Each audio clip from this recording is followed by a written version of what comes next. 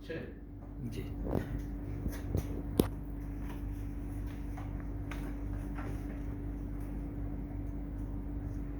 জাতীয় কবিতা পরিষদের 47তম আসরের সম্মানিত সভাপতি, জাতীয় কবিতা পরিষদের সভাপতি, আমার প্রিয় কবি, 70 দশকের কবি, দ্রোহের কবি, কবি মোহন রায়হান, মঞ্চে উপবিষ্ট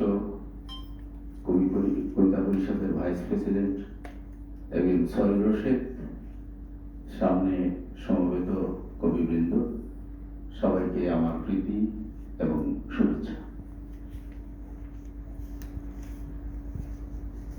আমি এর আগেও একদিন আলোচনা করেছিলাম, আমার মনে হয় মোহন ভাই এই জন্য কি নতুন করে আর পরিচয় দেওয়ার প্রয়োজন আছে নাকি? হ্যাঁ, পরিচয় দিতে হবে। আচ্ছা, আমি ব্যক্তিগতভাবে সাংবাদিকতা করি প্রায় 30-35 বছর যাবৎ। সাংবাদিক হিসেবে আমি পৃথিবীর সব বড় বড় ইভেন্ট, মানে জাতিসংঘ থেকে শুরু করে কভার করেছি এবং 30 থেকে 40টির মতো দেশ, প্রায় 150 শতাধিকবার ট্যুর করেছি। আর আমি পড়াশোনা করেছি বাংলা ভাষা ও সাহিত্য অনার্স সহ ঢাকা বিশ্ববিদ্যালয় থেকে, এবং আমি ব্রিটিশ কাউন্সিল থেকে ইংলিশ ল্যাঙ্গুয়েজের উপরে কোর্স করেছি।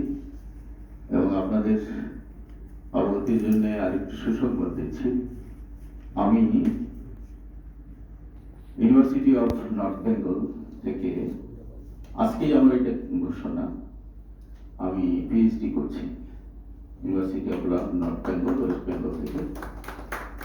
এবং এই প্রসঙ্গে একটু আমি কি বিড়ম্বনা করেছিলাম এর কথা বলে নিই, আগামীতেও যারা করতে চান তাদের জন্য সুবিধা হবে। যদি আমার আজকের আলোচনা খুব দীর্ঘ হবে না, কারণ আলোচনার বিষয়বস্তু অতটা কবিতা রিলেটেড নয়। কি বিড়ম্বনা করেছিলাম তাদের সঙ্গে যোগাযোগ করার পরে বললো যে আপনাকে তো আগে এমফিল করতে হবে। আমি বললাম যে এমফিল করতে হবে, আমি তো 16টির মতো আমার প্রকাশনা আছে, আমি এমফিল করবো কেন, ডাইরেক্ট পিএইচডি করবো। তো ওনারা জানালেন যে আপনার কি কি প্রকাশনা, তার উপরে 3000 ওয়ার্ডের একটা রাইট আপ পাঠান আমাদেরকে। আমি আমার 5টি উপন্যাস, 3টি কবিতার বই, 3টি ভ্রমণ কাহিনী, অন্যান্য 16টি বই নিয়ে রাইট আপ পাঠালাম। তারপরে যেটা জবাব আসলো সেটা হলো যে আপনার এইসব উপন্যাস, ভ্রমণ কাহিনী নিয়ে আমাদের কোনো আগ্রহ নেই, কিন্তু আপনার 2টি প্রবন্ধের ব্যাপারে আমাদের আগ্রহ আছে। আসলে একেবারেই ছাত্র জীবনে দেখেন, কবিদের এই জন্য পাশাপাশি প্রবন্ধও লেখা উচিত আমি মনে করি। আমি ছাত্র জীবনে 2টো প্রবন্ধ লিখছিলাম 86, 87, 88 সালের দিকে। একটা ছিল হলো বাংলা নাটকের উদ্ভব এবং ক্রমবিবর্তন ধারায় মানিকগঞ্জ, এবং এই প্রবন্ধ আমার তত্ত্বাবধায়ক ছিলেন ঢাকা জাহাঙ্গীরনগর বিশ্ববিদ্যালয়ের বাংলা বিভাগের টিচার, ওনার নাম ডক্টর মোজাম্মেল হক। মোজাম্মেল হকের সঙ্গে আমার সম্পর্কের কারণ হলো উনি ধ্বনিতত্ত্বে খুব পারদর্শী ছিলেন। আমি ঢাকা বিশ্ববিদ্যালয়ের ছাত্র হওয়ার পরেও মোজাম্মেল হকের সাথে আমি প্রাইভেট পড়তাম, কারণ উনি ধ্বনিতত্ত্বটা এত ইজি করে বোঝাতেন যে এটা আমি এখানে পাইনি। এই প্রবন্ধ লিখতে গিয়ে মোজাম্মেল হক আমাকে 3 মাস লাইব্রেরি ওয়ার্ক করেছে, 3 মাস। এবং ওইটা জমা দেওয়ার পর উনি বললো যে ওয়েল ডান, তোমার এটা ভালো হয়েছে, তোমার এটা রেখে দিও, এটা তুমি যদি কখনো এমফিল করো, পিএইচডি করো, তোমার কাজে লাগবে। আমি তখন গুরুত্ব দিই, যদি ওটা প্রকাশিত বিধায় আমার কাছে এটা ছিল, যেটা আমার কাজে দিয়েছে। আর একটি হলো মানিকগঞ্জের লোক সাহিত্যে দবির বয়াতির গান, এটার উপর আমার একটা কাজ ছিল। দবির বয়াতি আমাদের পাশের গ্রামের একজন বয়াতি ছিলেন, তিনি শতাধিক গান লিখেছেন, নিজেই সুর করতেন, নিজেই গাইতেন। আমি যখন এটা মানিকগঞ্জের লোক সাহিত্য নিয়ে কাজ করেছেন ওই সময় ডক্টর সৈকত আসগর, অনেকে হয়তো তাকে চিনবেন। ডক্টর সৈকত আসগর খুব স্বনামধন্য একজন লেখক, খুব অল্প বয়সে মারা গেছে এবং অসাধারণ প্রতিভাবান। উনি লোক সাহিত্য নিয়ে পাগল। উনি কিন্তু মানিকগঞ্জের লোক না, কিন্তু মানিকগঞ্জ জেলার ইতিহাস, মানিকগঞ্জের লোক সাহিত্য, কালু শাহ ফকিরকে নিয়ে উনি রিসার্চ করেছেন। যে কালু শাহ ফকিরের নাম আপনারা জানেন, তার একটি গান তার একটি গান কালজয়ী হয়েছে, নিরিক বান্ধরে 2 নয়নে ভুইল না মন তাহারে। এই গানের কারণেই সবাই কালু শাহ ফকিরকে চেনে। যাই হোক, উনি বললো যে তোমার এটা করতে হবে, তুমি দেরি করো না। ওনার বয়স কত? আমি বললাম যে নবীর বয়াতির বয়স তো 70-এর উপরে হয়ে গেছে। বলছে তাহলে এটা তুমি তার গান রেকর্ড করো, রেকর্ড করে নিয়ে আসো। কেন রেকর্ড করতে হবে? তার বক্তব্য হলো রেকর্ড করতে হবে এই জন্যই, এই গানের সুরকারও নেই, গায়কও নেই, এই গানের সুর তো হারিয়ে যাবে। অতএব তুমি আগে ওখানে প্রোগ্রাম করে গানটা রেকর্ড করে নিয়ে আসো, আমি এটার উপর আবার স্বরলিপি করাবো। শুধুমাত্র গান হলে হবে না, রবির বয়াতির গান হারিয়ে যাবে। তা আমি 7 দিন আমার গ্রামের থেকে, গ্রামের উঠোনে পাটি বিছে আর সন্ধ্যাবেলা আসর বসাই, হ্যাজাক লাইট জ্বালায়। তখন আমার গ্রামে ইলেকট্রিসিটি যায় না, 90 পরে গেছে ইলেকট্রিসিটি। আসর বসাই, ঢোল তবল নিয়ে গান হয়। 7 দিন লাগছে সবগুলো গান রেকর্ড করে নিয়ে আসতে। তারপরে আমি ওইটা ক্যাসেট থেকে আমি রাইট আপটা তৈরি করি গানগুলো, এবং এটা দিয়ে রেজা রব্বানি, বিশিষ্ট সঙ্গীতজ্ঞ, আপনারা সঙ্গীত, রেজা রব্বানিকে দিয়ে এটা ইয়ে করানো হয়, স্বরলিপি করানো হয়, এবং স্বরলিপি সহ এটা মানিকগঞ্জের লোকসাহিত্য 2য় খণ্ডে ছাপা হয়েছে। এইটি আমার সারা জীবনের কিন্তু রিসার্চ ওরিয়েন্টেড কাজ। এবং আমার ইউনিভার্সিটি বলছে যে এই 2টা পাঠানোর পরে তারা দেখে বলছে ওয়েল ডান, অ্যাকসেপ্টেড, আপনার এমফিল করতে হবে না, আপনি এই করুন। পরে রেজিস্ট্রেশন করে কাজ শুরু করছি। যাই হোক, আমি আপনাদের দোয়া চাই যাতে আমি সাকসেসফুলি কাজটা শেষ করতে পারি। আমার গবেষণার বিষয়বস্তু হলো বাংলা কবিতায় বিবর্তন, আদি যুগ, মধ্যযুগ, আধুনিক যুগ। এটা হলো আমার রিসার্চের বিষয়বস্তু। যাই হোক, এখন মূল আলোচনায় আসি। আজকে যে নির্ধারিত আলোচনা, আজকে নির্ধারিত আলোচনা আসলে এটি একেবারেই আলোচনা না, আবার ক্ষেত্র বিশেষে এটার গুরুত্ব আছে। আপনি জানেন যে আমি গত মাসে একটি আলোচনা করেছিলাম, সেই সাবজেক্টটা ছিল বাংলা কবিতায় ছন্দ, উপমা, উৎপ্রেক্ষা, অনুপ্রাস এবং চিত্রকল্প। সেটা কিন্তু একেবারে একাডেমিক আলোচনা ছিল, কিন্তু আজকে একটা একাডেমিক না, আজকে একটা কি বিশ্লেষণ ধর্মী আলোচনা, যে কবি এবং সাংবাদিক এটার মধ্যে কি অবস্থা, এবং আমাদের মধ্যে কবিরা যারা সাংবাদিকতা করে সফল হয়েছে সেটারও একটা মূল্যায়ন মূলত আমি করার চেষ্টা করেছি। আসলে বাংলা কবিতায় কবি এবং কবিতা, বাংলা কবিতায় কবি এটা আলোচনার বিষয় হতেই পারে। তারপর আমি কবিতা কেন লিখলাম, কবিতাটা কেন লিখলাম, এর মূল কারণ হচ্ছে সাংবাদিকদের মধ্যে যারা রিপোর্টিং এ কাজ করেন তারা আলাদা, কিন্তু যারা রিপোর্টিং এ কাজ করেন না, মানে এডিটোরিয়াল, মন্তব্য প্রতিবেদন, উপসম্পাদকীয়, এইসব লেখা, ফিচার যারা লেখেন, তাদের কিন্তু কবিতাও জানার দরকার আছে। অনেক সময় উদাহরণ দিতে হয়, একটা ফিচারে 2 লাইন কবিতা কোট করতে পারলে সেটা কিন্তু অনেক মানসম্মত হয়। এটা কিন্তু অনেকেই করেন না, যে কারণে কবি এবং কবিতা শব্দটি আমি লাগিয়েছি। কারণ কবিতাও এই ধরনের ডেস্ক ওরিয়েন্টেড কাজ যারা করেন তাদের আমি মনে করি কবিতাও জানার দরকার আছে। তা না হলে আমি একটা উদাহরণ দিই, যদি এটা শুনতে খারাপ লাগবে। একজন কালজয়ী সাংবাদিক তোফাজ্জল হোসেন মানিক, আমরা জানি বিশাল সাংবাদিক, ইত্তেফাকের প্রতিষ্ঠাতা, যার নামে মানিক পেয়ে, ওনার একটা জীবনের লেখা নিয়ে আমি বলি যে কবিতা না জানলে কি হয়। উনি ঢাকা শহরের একটি মানে জনদুর্ভোগ নিয়ে পরপর 3 বার কলাম লিখেছেন, কিন্তু কোনো অ্যাকশন হয়নি, কর্তৃপক্ষ নির্ভরতা। 3য় বার যিনি উনি কলাম লেখেন, উনি রাগে দুঃখে উনি লিখছেন কি ভিতরে, তাহাদের চোখে কি বিলাই মতিয়া দিয়াছে। এটা সঙ্গতদের ভাষা না। যাই হোক, উনি যদি কবিতা জানতেন, কোন কবির উদ্ধৃতি থেকে উনি 2টি লাইন বলতে পারতেন, তাহলে এই ভাষা কারণে লিখতে হতো না। যে কারণে আমি কিন্তু এই শব্দটা লাগিয়েছি, কবি এবং কবিতা।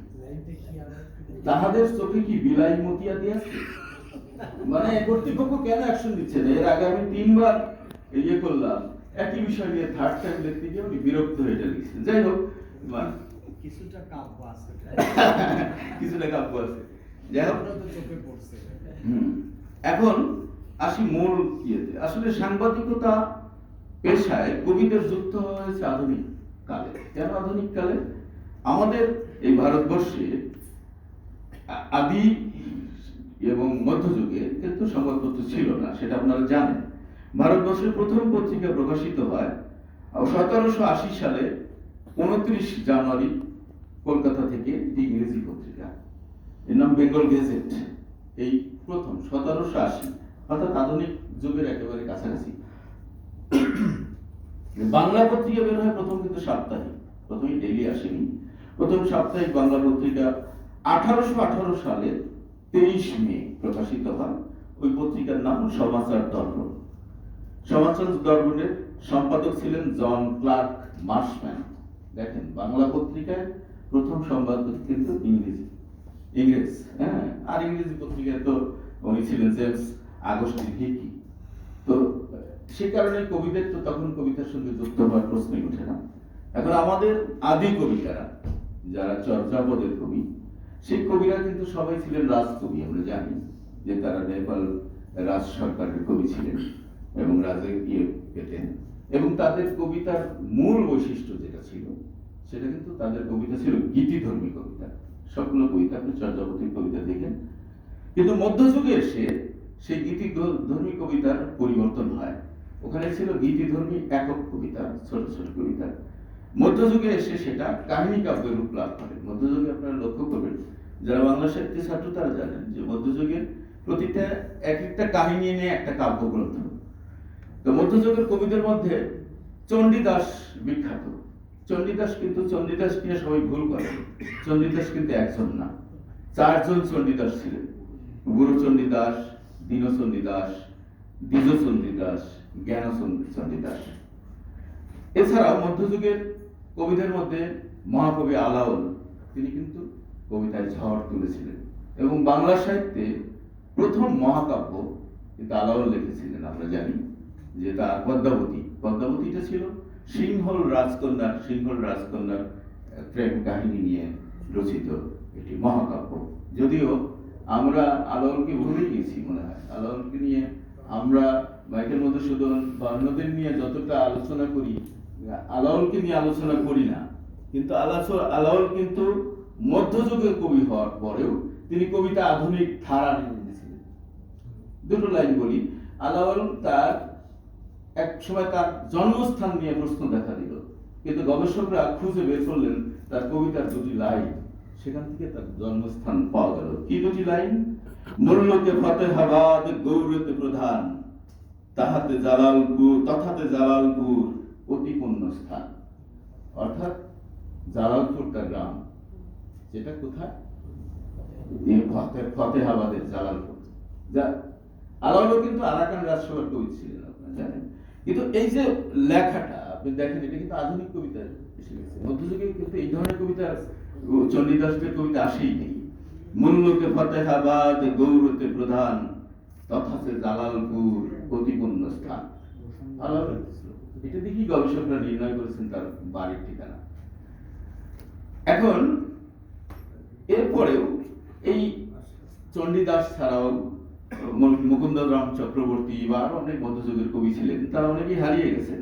কিন্তু তারা হারিয়ে গেলেও আমরা যারা আধুনিকতার দাবি করি, আমরা কিন্তু এখনো তাদের মতো আধুনিক হতে পেরেছি কিনা আমি 2-1টা শ্লোক বলি। অনেক কবির কবিতা বিখ্যাত হয়েছে, মধ্যযুগের বহু কবির কবিতা আছে এখনো মানুষের মুখে মুখে। আমি একটু বলি, আমার সন্তান যেন থাকে দুধে ভাতে। এটা তো প্রার্থনায় পরিণত হয়েছে মধ্যযুগের কবিদের। এটা মানসিংহ ও ভাবানন্দ তার কাব্যগ্রন্থ। মানসিংহ ও ভাবানন্দ, আমার সন্তান যেন থাকে দুধে ভাতে। এখনো পর্যন্ত এটা বহমান, এখনো পর্যন্ত এটা আরো শত শত বছর থাকবে, এটা প্রার্থনা হয়ে গেছে। সেরকমই আমরা যদি কেউ বেশি বাড়াবাড়ি করে, কেউ যদি না করে, কথা রক্ষা না করে, আমরা কি গালি দিই না? পিপিলিকার পাখা ওঠে মরিবাড়ি তরে, কার কবিতা? মুকুন্দরাম চক্রবর্তী কালকেতু বখানের কবিতা। পিপিলিকার পাখা ওঠে মরিবাড়ি তরে, কাহার ষোড়শী কন্যা আনিয়াছ ঘরে। কালকেতু একজন ব্যাদ ছিলেন, তিনি ওই শিকার করতেন, সাপ টাপগুলো শিকার করতেন। একসময় ভুলক্রমে একটা স্বর্ণ গোখরা তিনি শিকার করে বাসায় রেখে গেছেন, যেটা তিনি খাবেন, আর অন্যগুলো নিয়ে গেছেন বাজারে বেচার জন্য।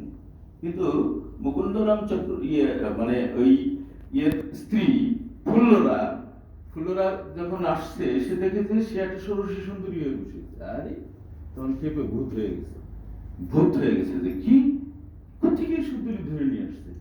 এবং ফুল্লরা দৌড়ায় বাজারে চলে গেছে মুকুন্দরাম চক্রবর্তীকে ধরার জন্য। পিপিলিকার পাখা ওঠে মরিবাড়ি তরে, কাহার সরসী কন্যা আনিয়াছে ঘরে। এই যে তার শ্লোক ফুল্লরের। আজকে দেখেন এটা কিন্তু যুগ যুগ ধরে আমরা উদাহরণ হিসেবে দিচ্ছি।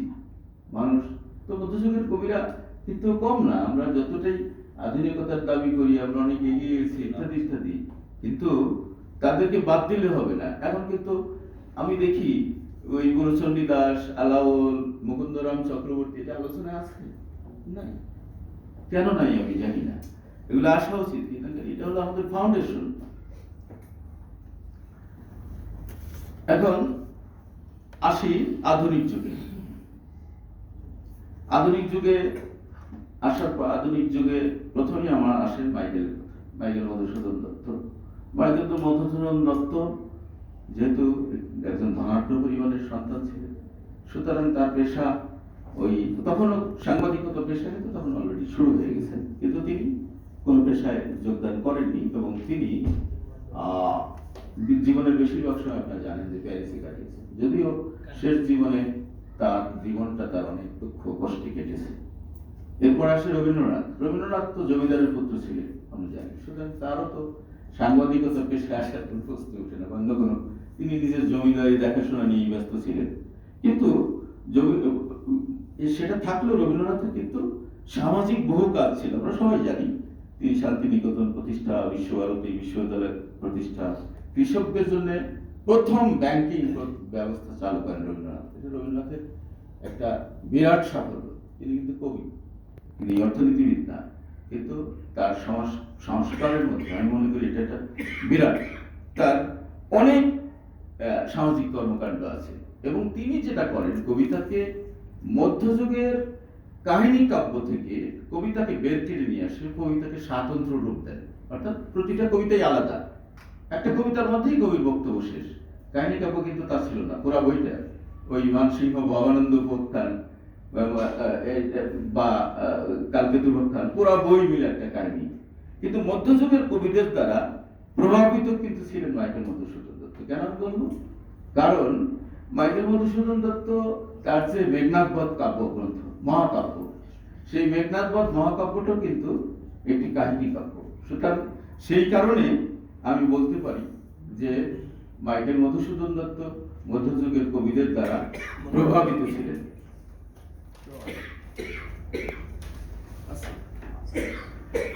এরপরে আসি আমাদের আজকের যে সাবজেক্ট, যে কবিতায় সাংবাদিকতা, সাংবাদিকতায় কবি। এই আজকের এই সাবজেক্টের মানে পুরোধা যদি বলেন, তিনি হলো কাজী নজরুল ইসলাম। কাজী নজরুল ইসলামই প্রথম কবি যিনি সাংবাদিকতাকে তার পেশা হিসেবে নিয়েছিলেন। তার আগে আমরা কোনো কবিকে সাংবাদিকতা করার আমরা নজির পাই না। কেন নিয়েছিলেন তার সম্পর্কে তো জানেন, এবং শুধু তাই না, তার সাহিত্য জীবন, সাহিত্য চর্চা মাত্র 22 বছরের মধ্যে, এবং 22 বছরে তিনি কোনো না কোনো পত্রিকার সঙ্গে যুক্ত ছিলেন এবং তার ধূমকেতু, লাঙ্গল, সেবক, সওগাত বিভিন্ন পত্রিকায় কাজ করেছেন। যদিও তিনি শুরু করেছেন কি দিয়ে? দৈনিক নবযুগ। এবং কাপ্তালির ব্যাপারটা দেখেন, কাজী নজরুল ইসলাম নবযুগ দিয়ে শুরু করেছেন সাংবাদিকতা, আবার শেষও করেছেন কিন্তু নবযুগ দিয়ে, ঘটনাক্রমে। কারণ নবযুগ মাঝে বন্ধ হয়ে গেছিল, পরে মালিকানা চেঞ্জ হয়ে নতুন মালিকানা এবং তিনি সম্পাদক হন। 1920 সালে দৈনিক নবযুগ পত্রিকায় যোগদানের মাধ্যমে কাজী নজরুল ইসলামের সাংবাদিকতা শুরু। এবং 1922 সালে 13 আগস্ট তখন তিনি ধূমকেতু পত্রিকায় চাকরি করেন। ধূমকেতু পত্রিকায় তিনি প্রথম ব্যক্তি যিনি ভারতবর্ষের স্বাধীনতার দাবি করে একটি সম্পাদকীয় লেখেন। ভারতবর্ষের স্বাধীনতা দেখেন কোন রাজনীতিবিদ কিন্তু দাবি করেনি তখনও। নজরুল দেখেন, নজরুল কত দূরদর্শী ছিলেন, কত বিপ্লবী ছিলেন, কত মানে দেশপ্রেমিক ছিলেন। তিনিই প্রথম একজন কবি হয়ে ভারতবর্ষের স্বাধীনতার দাবি করে তিনি সম্পাদকীয় লেখেন। এই জন্য তার বিরুদ্ধে মামলা হয়, ব্রিটিশ সরকার তাকে গ্রেফতার করে এবং তার 1 বছরের সশ্রম কারাদণ্ড হয়। এটা জানেন। আমি আলোচনা সংক্ষেপ করার জন্য, এরপরে তিনি অনেক পত্রিকায় কাজ করেছেন, যেটা যেহেতু বেশি বাড়াতে চাই না আলোচনা।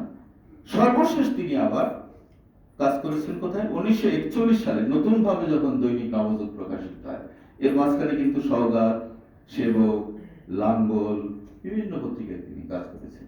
কিন্তু পরিবর্তিত সর্বশেষ যখন 41 সালে, তখন কিন্তু নজরুল কিছুদিন পরেই তিনি বাকরুদ্ধ হয়ে গেছেন। আমরা জানি নবযুগ পত্রিকায় তিনি আবার সম্পাদক হিসেবে, এবার কিন্তু সম্পাদক, আগে সম্পাদক ছিলেন না, দায়িত্ব নেন এবং ওই সময় তার বেতন নির্ধারণ করা হয় 350 টাকা।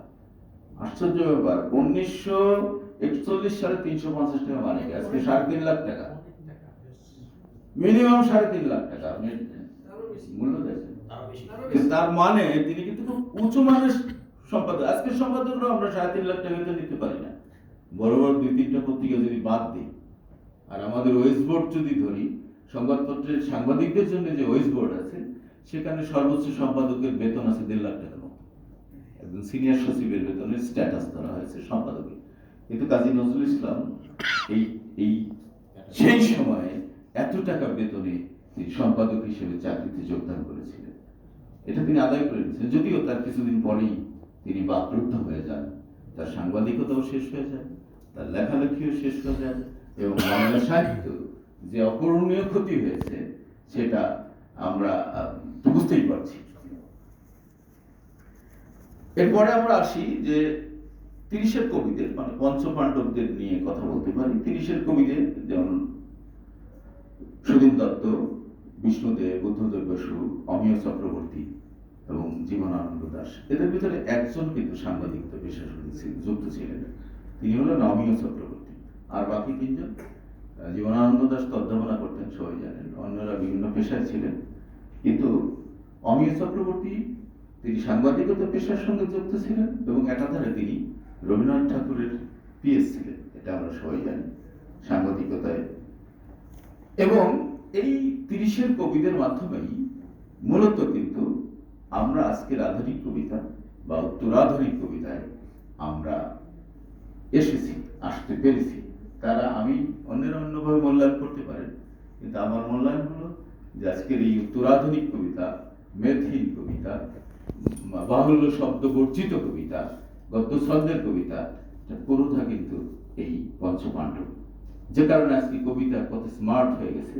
আল মোহাম্মদের একটি কবিতার 2টি লাইন বলি। আলোটা উস্কে দিই বলল সে, বললাম থাক, আধারে কিসের গন্ধ আমায় বুঝতে দাও। আলোটা উস্কে দিই বলল সে, বললাম থাক, আধারে কিসের গন্ধ আমায় বুঝতে দাও।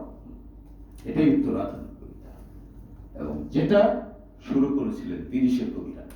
আমরা নিশ্চয়ই আগামীতে আরো এগিয়ে যাব, আমরা যাবো কিনা জানি না, কারণ হতাশার খবর অনেক আছে। যাই হোক, সেটা আমি বলি আর পরে এসে।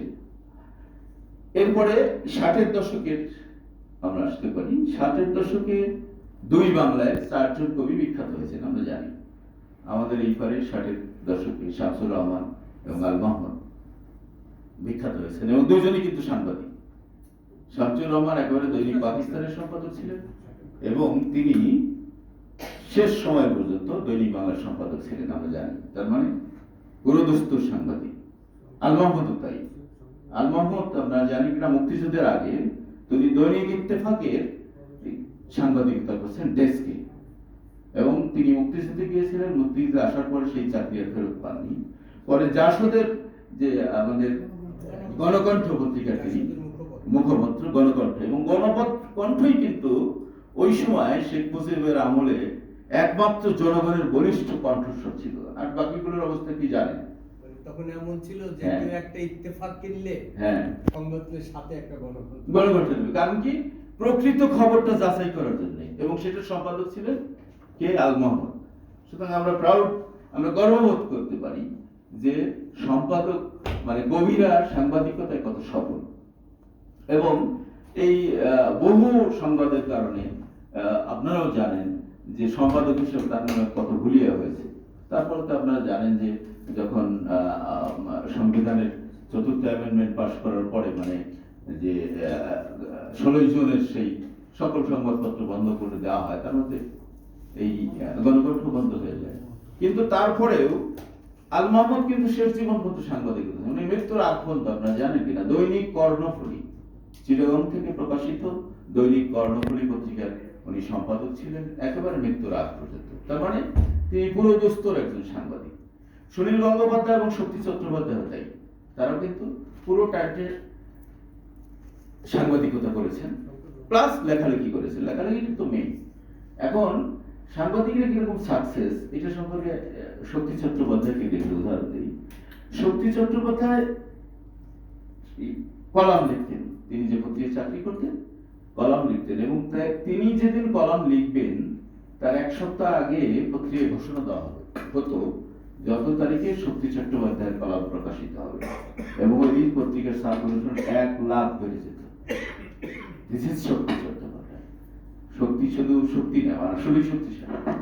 এবং এই শক্তি চট্টোপাধ্যায়ের জীবনযাপন সম্পর্কে আমরা জানি যে তিনি অত্যন্ত মডার্ন একজন মানুষ ছিলেন, ড্রিঙ্ক করতে নমক নমক। একবার তিনি কোন একটা প্রোগ্রামে গিয়ে হয়তো অসুস্থ হয়ে পড়ছেন, অফিসের সিঁড়িতে বমি টুমি করে একদম গুলে গেছেন, পুরো অফিস তার উপর খাপা। পরের দিন সম্পাদকের কাছে সবাই গিয়ে বিচার দিচ্ছে যে ভাই আমরা তো এখানে চাকরি করতে পারলে এইভাবে। সম্পাদক বলেছেন তোমরা একটা শক্তি হও, তারপরে অভিযোগ নিয়ে এসো, কারণ শক্তি আমার অ্যাসেট। শক্তি পত্রিকায় যদি লেখা ছাপা হয় 1 লক্ষ কপি সার্কুলেশন পাবে। ধন্যবাদ। বুঝতে পারছেন? অর্থাৎ সাংবাদিক, কবি যদি সাংবাদিকতা করে তিনি যে সফল হন, এগুলো কিন্তু তার প্রমাণ। আপনি দেখেন কেন, কি কারণে প্রমাণ? কারণ কবি কিন্তু দৃষ্টি অনেক লম্বা, দূরদর্শী। সাংবাদিকের দৃষ্টি কি? সাংবাদিক প্রেজেন্ট সিচুয়েশনের উপরে তিনি স্টোরি করেন। এই যে দূরদর্শিতা, বর্তমান ঘটনার সঙ্গে যখন আমার দূরদর্শিতা যোগ হবে তখন সেই রেজাল্টটা ভালো হতে বাধ্য। এখন আসি 60-70-এর দশকে। 70-এর দশকে বহু কবি সাংবাদিকতার সঙ্গে যুক্ত হয়ে গেছে। বিশেষ করে হেলাল হাফিজ, আসাদ চৌধুরী, মাসুদ চৌধুরী, জাহাঙ্গীর ফিরোজ, ডক্টর মাহবুব হাসান, হালিম আজাদ, কামার ফরিদ, নাজমুল হাসান সহ অনেকেই, মানে নাম বললে শেষ করা যাবে না। এখন সাংবাদিকতায় ফারুক মাহমুদ, খালি 70 জন কবি হওয়ার পরে আমাদের মোহন রায়হান ওই পত্রিকার সঙ্গে যুক্ত হননি। কিন্তু 70 দশক থেকে বেসিক্যালি সাংবাদিকদের পত্রিকার সঙ্গে যুক্ত হওয়া একটা মানে অনেকটা ইয়ে হয়ে গেছে, হ্যাঁ ফ্যাশন হয়ে গেছে অনেকে চাকরির কারণে বা ইয়ের কারণে। হেলাল হাফিজের সঙ্গে কিন্তু প্রথম আমার দেখা হয়, তিনি দৈনিক দেশ পত্রিকার, হ্যাঁ দৈনিক দেশ পত্রিকার সাহিত্য সম্পাদক। আমি যখন ইন্টারমিডিয়েট পড়ি, এটা 1984 সালের কথা, আমি একটা কবিতা নিয়ে আসছি, আমি তো চিনি না কি হেলাল হাফিজ কি। দৈনিক দেশের নিউজ এডিটর ছিলেন বোরহান আহমেদ, আপনারা চিনতেন, সিনিয়র সাংবাদিক। তো বোরহান হোসেন দেখা গেল যে বোরহান ভাই আমি একটা কবিতা নিয়ে আসছি, কবিতা ছাপতে হবে। আর দেখো হ্যাঁ রবিগাজন ছিলেন, রাইট। অনেকেই মানে 70s-এর, হ্যাঁ আল মুজাহিদি, রাইট, অনেকেই ছিলেন, আমি অল্প কয়েকটা নাম বলেছি। তবে হেলাল হাফিজের পরে আমাকে বোরহান ভাই বললো যে ওয়েট করো, আমাদের সাহিত্য সম্পাদক আসো। উনি আসার পরে আমাকে ওইরকম পাঠালো, এই বড় বড় ঝাপড়া চোখ, লাল মানে টকটকে চোখ, এবং মানে অন্যরকম একটা লোক, কি ভয়ঙ্কর। তখন কিন্তু অন্যরকম চেহারা আছে, এমনি ফর্সা, লাল চোখ, বড় বড় চুল, অনেক কাছে। আমি কবিতাটা দিলাম, খুব মনোযোগ সহকারে বললেন, তুমি এটা রেখে যাও, দেখি, তবে চেষ্টা করো, তোমাকে দিয়ে হবে। এটা ছাপা হবে কিনা আমি জানি না, তোমাকে দিয়ে হবে। আমার চেনা হেলাল হাফিজ, আমি তো ইন্টারমিডিয়েট পড়ি, কারণ হেলাল হাফিজ কি মানের কবি, কি বিষয় আমার জানারও কথা না। যাই হোক, সেই ধারা কিন্তু এখনো বহমান। বিশেষ করে 80-র দশকে এসে তো এখন মোটামুটি বেশিরভাগ কবি যারাই কবিতা করেন, কবিতা লেখেন, তারা কোনো না কোনো পত্রিকার সাহিত্য সম্পাদক, কোনো না কোনো পত্রিকার ফিচারের দায়িত্বে, কোনো না কোনো টেলিভিশন রেডিওতে আছেন। আমাদের স্টালিন ভাই যদিও সরাসরি সাংবাদিকতা করেন না, কিন্তু তিনি একাধিক গণমাধ্যমের সঙ্গে যুক্ত। শাহিন রেজা, জাকির আবু জাফর, অনেকেই সাহিত্য সম্পাদক যারাই আছে সবাই কিন্তু কবিতা এবং কবি হয়েও সংবাদপত্রের সঙ্গে যুক্ত। কিন্তু যে কথাটা আমি বলেছিলাম যে হতাশার কথাটা হলো, আমরা যদি তুলনা করি যে মধুসূদন বাদ দিলাম, রবীন্দ্র নজরুলের বাদ দিলাম, এমনকি পঞ্চপাণ্ডব বাদ দিলাম, 60-এর দশকের কবিদের যে সাফল্য, সেই সাফল্য কি 70-এর দশকে আছে? আপনি একটু চিন্তা করে দেখেন। 70-এর যতটুকু আছে, 80s এসে আমার তো মনে হয় আরো ডাউন হয়েছে। 90s এসে সেই রকম উল্লেখযোগ্য কবি পাওয়াই যায় না। সুতরাং আমরা আসলে কোন দিকে যাচ্ছি, এই বিষয়টা আসলে আমাদের মনে হয় যে মূল্যায়নের দাবি রাখে, এবং কবিতার চর্চার ক্ষেত্রে আমরা আরো সচেতন হব এবং আরো আমরা সময় দেব। এটা আমার মনে হয় যে আজকের প্রতিশ্রুতি হওয়া উচিত। এটা বলে আমি সবাইকে আন্তরিক অভিনন্দন জানিয়ে, কারণ এটা কোনো একাডেমিক আলোচনা না, আমি শুরুতেই বলেছি যে এটা আসলে এটা তুলনামূলক বিশ্লেষণ। এটা একাডেমিক আলোচনা যদি কখনো করা যায় আমি করবো, কারণ আমি যেহেতু বাংলা সাহিত্যে পড়াশোনা করা আমার সেই আলোচনা করার মতো সুযোগ আছে বা করতে পারি। যাই হোক, সবাইকে আবারও আন্তরিক অভিনন্দন এবং আমার এই কথা শোনার জন্য কৃতজ্ঞতা জানিয়ে, বিশেষ করে মতিন ভাই আসছেন। মতিন ভাই আসার পরে তো আমার বাকরুদ্ধ হওয়ার অবস্থা। মতিন ভাই সামনে বক্তৃতা দেওয়া এক ধরনের অপরাধের পর্যায়ে পড়ে যায়। যাই হোক, মতিন ভাই ক্ষমা করবেন, আপনি শুরুতে শুনতে পারেননি। সবার প্রতি কৃতজ্ঞতা এবং অভিনন্দন জানিয়ে আমি আমার লেখা শেষ করছি। সবাইকে ধন্যবাদ। এবং আমি আমার কবিতাটাও একটু পড়ে ফেলি। কেন পড়ে ফেলবি? আমি কিন্তু আসলে ঠিক 7টায় আমার চলে যেতে হবে, মাপ চেয়ে নিই, কারণ আমার নানাবিধ জটিলতা। আর ওই যে প্রথমে যে এখন বললাম যে এখন একটা কাজ নিয়েছি ডক্টরেট করার জন্য, সেজন্য আমার প্রতিদিন 2 ঘন্টা করে লাইব্রেরির জন্য টাইম রাখতে হবে। আজকে তো সেন্ট্রাল কমিটির একটু মিটিং ছিল। আজকে আমার একটু বনাই ক্লাবে একটা প্রোগ্রাম আছে শায়দ, আজকে মতো মাফ করে দেন, আমি পরে থাকবো। আমি আমার একটা কবিতা পড়ে আমি শেষ করছি, কারণ আমি এবার হয়তো কবিতা পড়ার সুযোগ পাবো না। এটা জুলাই অভ্যুত্থানের শহীদ ফারহানকে নিয়ে লেখা কবিতা। কবিতার শিরোনাম রোদে মিশে গেছে রক্ত। আমার একটি জুলাই অভ্যুত্থান নিয়ে একটা বই আসতেছে, এই বইটির নাম হলো বাতাসে জলে আগুন। জুলাই গণহত্যা নিয়ে একটা কবিতা বই আসছে, রেডি হয়ে গেছে। যেহেতু বইমেলা এগিয়ে আসছে, আমার আগেই প্রস্তুতি থাকাটা ভালো হয়েছে। রোদে মিশে গেছে রক্ত, ফারহান পড়ে আছে ব্যারিকেডের গায়ে, তার হাতের মুঠ হয়েছিল প্রতিবাদের ভাষা, কাঁপছিল বাতাসে মুক্তির স্লোগান। জুলাইয়ের আগুন লেগেছিল শহরের গায়ে, আর ফারহান দাঁড়িয়েছিল দেয়ালের মতো নির্ভীক নিঃশব্দ। তার চোখে ছিল অন্ধকার চিরে আলো দেখার স্বপ্ন। তার বুক ছিল প্রতিরোধের খোলা পতাকা। যারা চেয়েছিল ভয় ঢালতে, তারা পেল এক শহীদের জন্ম। নতুন প্রজন্মের সিঁড়িতে রক্ত লাল এক ফুল। আজও তার নামে লেখা হয় পোস্টার, উচ্চারিত হয় কণ্ঠে কণ্ঠে অসমাপ্ত গান। ফারহান হারায়নি, সে দাঁড়িয়ে আছে জুলাইয়ের প্রতিটি বজ্র দিকে। অসংখ্য ধন্যবাদ।